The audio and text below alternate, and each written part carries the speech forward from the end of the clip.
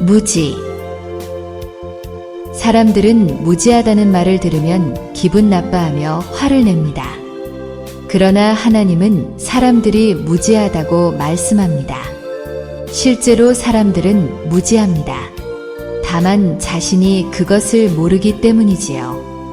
자신이 무지하고 아무것도 아니라는 것을 깨닫는 사람은 현명한 사람입니다.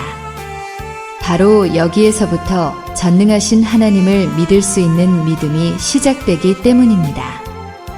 워싱턴 포스트지의 한 기자가 사람들의 지각력을 시험하기 위해 한 가지 실험을 했습니다. 어느 날 아침 한 유명한 바이올리니스트로 하여금 신분을 감추고 미국 워싱턴의 한 기차역에서 연주를 하도록 한 것입니다. 그가 연주하는 동안 수많은 사람은 그냥 지나갔고 오직 몇 사람만 멈춰서서 연주를 들었습니다. 45분이 지난 후 이 거장에 열린 바이올린 케이스에는 고작 $32가 떨어져 있었습니다.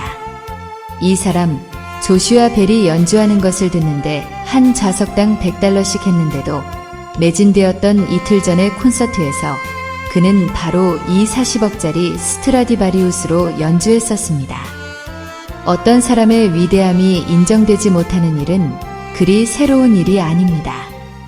예나 지금이나 어떤 사람은 지나치게 능력 이상으로 인정을 받고 어떤 사람은 지나치게 저평가를 받는 경우가 허다합니다. 사람이 사는 세상에서 정확한 평가를 받는다는 것은 불가능한 일인 것 같습니다. 그것은 예수님께도 일어났던 일입니다. 요한은 그가 세상에 계셨으며 세상은 그로 말미암아 지은 바 되었으되 세상이 그를 알지 못하였다고 기록하고 있습니다. 메시아를 고대하던 사람들이 그토록 예수님을 냉정하게 대했을까요? 한 가지 이유는 그들이 그러리라고 생각지도 못했기 때문입니다. 마치 요즘 사람들이 유명한 음악가가 기차역에서 연주하리라고는 기대하지 않는 것처럼 예수님 시대의 사람들도 메시아가 마국간에서 태어나리라고는 기대하지 않았던 것입니다. 그들은 메시아가 영적인 나라의 지배자가 아니라 정치적인 왕이기를 바랐습니다. 1세기의 사람들은 하나님께서 예수님을 이 세상에 보내신 목적에 대해 무지했습니다. 주님은 죄에서 사람들을 구원하려고 오셨습니다. 이 땅에 다윗 왕국과 같은 강대 국가를 세우려고 오시지 않았습니다. 그러나 사람들의 생각은 달랐습니다. 하나님을 잘 모르고 오해한 것이지요. 그러면서도 자신들은 하나님의 말씀을 맡은 지혜로운 사람이라고 생각했던 것입니다. 이런 생각은 오늘날도 마찬가지입니다. 우리나라만 해도 교회에 나오지 않는 사람들이 5분의 4가 넘습니다.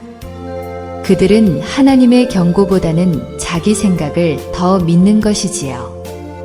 예수를 믿는다는 것이 생명을 얻는 것임을 믿지 못하는 것입니다. 그들이 생각하는 하나님은 유대인의 생각과 같이 현실적인 것에서 벗어날 수 없습니다. 하나님을 믿으면 돈을 많이 벌고 병도 고쳐지고 생활이 윤택해져야 하지 않겠느냐는 생각입니다. 하나님이 계신다면 믿는 자들에게 이런 복을 내려야 하나님이시지 하는 자기 생각을 가지고 있습니다. 마치 유대인들이 다윗 왕국과 같이 강대한 나라를 메시아가 오셔서 건설할 것으로 기대하며 그런 날만을 기다리던 상황과 같습니다.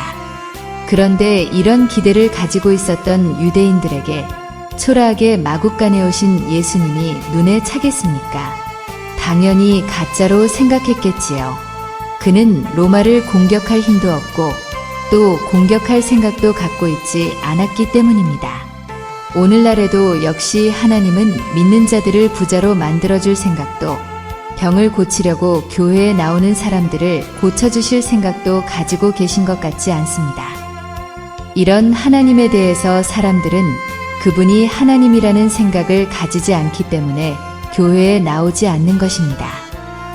그러나 그것은 자신의 무지 때문에 하나님을 오해한 것이기 때문에 스스로 내린 결론이라고 밖에는 볼 수 없습니다.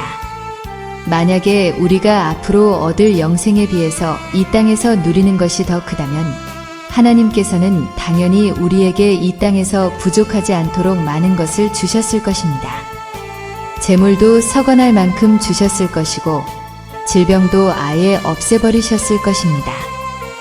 슬픔과 고통도 없애주셨을 것입니다. 그러나 하나님은 그런 것들이 우리가 장차 얻게 될 영생에 비하면 하찮은 것이기에 우리에게 그것을 택하라고 말씀하십니다. 그리고 그것을 위해서 이 땅에서 한정된 시간을 잘 사용하라고 하십니다. 인간들이 무지해서 이 사실을 알거나 모르거나 하나님은 인류의 역사를 자신의 계획대로 이끌어 가십니다. 자신의 무지함을 깨닫고 하나님 앞으로 나오는 사람은 오히려 현명한 사람이고 자신의 무지함을 모르고 자신의 판단이 옳다고 생각하는 사람은 오히려 무지한 사람입니다. 다행히 하나님께서는 공평하셔서 이런 것들을 머리로 판단하지 않고 가슴으로 판단할 수 있도록 하셨습니다. 만약에 머리로 판단이 가능하다면 하나님이 창조하신 머리 나쁜 사람은 이런 기회를 가질 수 없기 때문입니다. 이 시대를 살아가는 우리는 과거 예수님을 박해했던 유대인들과 같은 실수를 범해서는 안 되겠습니다. 하나님의 뜻을 잘 알고 우리의 무지를 알아서 하나님께서 인도하시는 대로 순종한다면 그것이 인생의 성공이요 행복인 것을 알아야만 할 것입니다. 오늘 우리에게 값없이 주시는 하나님의 놀라운 구원의 선물을 받으십시오. 얼마나 놀라운 선물입니까? 육신으로 오신 하나님께서 나를 대신해서 내 죄를 지신다는 것이 죄 많고 죽을 수밖에 없는 영혼인 내가 영생을 얻을 수 있다는 것이 말입니다. 하나님은 우리에게 영생의 선물을 주시려고 인류 역사에 뛰어드셨습니다.